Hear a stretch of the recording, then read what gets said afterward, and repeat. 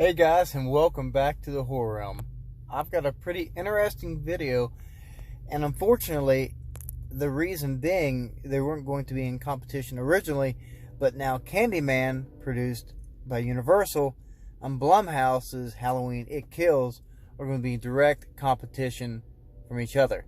That's going to be very interesting to see which one does better, and I want to know your thoughts. Now, we've already got one trailer and one poster for Candyman, and we don't have any type of marketing as of yet for Halloween Kills because, well, it's too early, and they've been putting tweets out, some of the producers of Halloween It Kills, and basically saying it's coming, but that just means probably 3 months if it doesn't get pushed back.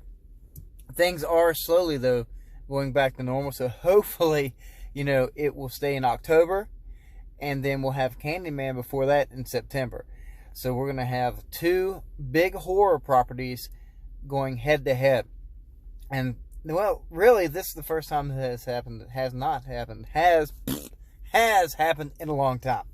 It'll be interesting to see which one wins and how the film base will react to both of them being so close together. Will they split, and will one beat the other? Or will the fans end up, going to see both of them? I want to know which one you think is going to come out on top as far as monetary value, which can be really important going forward, especially being Candyman being a lesser known film than Halloween. Now, obviously, nostalgia is still real. We're still going through that. So that will definitely help Candyman, but it will also help, Halloween Kills, especially because the first one did $250+ million off recollection. And I don't know how much Candyman did the original. I know the sequels didn't do as well, so I have to look it up and see. But I don't remember if it made over $50 million the original, which would be pretty high. I don't know what the respective budget was then either. Of course, those were different times compared to now, and the figures are going to be astronomically higher. But I don't know what the production value and how much they for marketing's usually in production value, how much you make the film for, and your marketing is going to be the same. Usually, if it's $10 million production value, your marketing will be another 10, probably, or 8, or somewhere around that area. And I can't see them putting more than a high range would be $30 million in Candyman. Lower range would go 11. See, Slender Man was 11 or 17 million. I think they shot Slender Man for 17. So, with Jordan Peele being attached to it, I would say 15 to 30. And I do not know the Halloween Kills budget yet, but I would say the same type of area, from 15 to 30.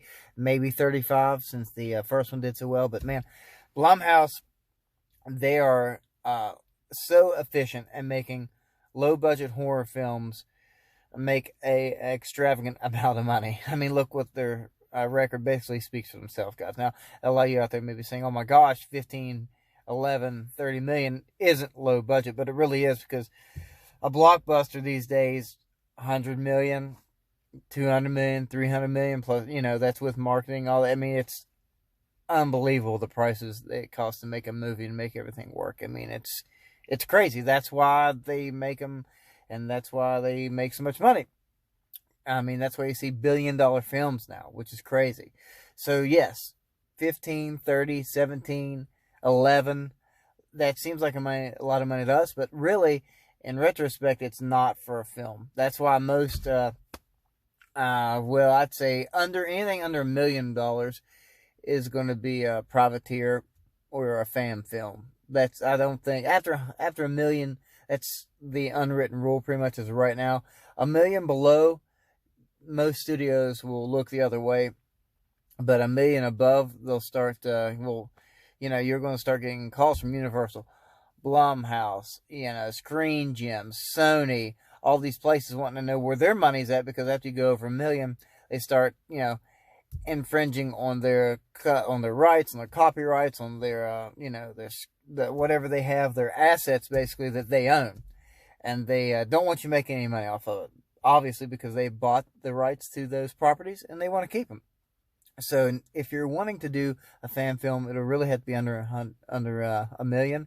And most fan films run about 175 to 150,000 is the average for a really good made fan film. But circling right around, I want to know your guys' thoughts on who do you think is going to make more money at the box office? Is it going to be the new Candyman or the second installment of this trilogy, which is actually 4 films in total of Halloween? Obviously, Halloween, It Kills. It's supposed to be meaner, bigger, and badder. But will Candyman summon his bees to attack the new Halloween trilogy? We'll see. So comment down below and let me know. And as always, guys, stay creepy.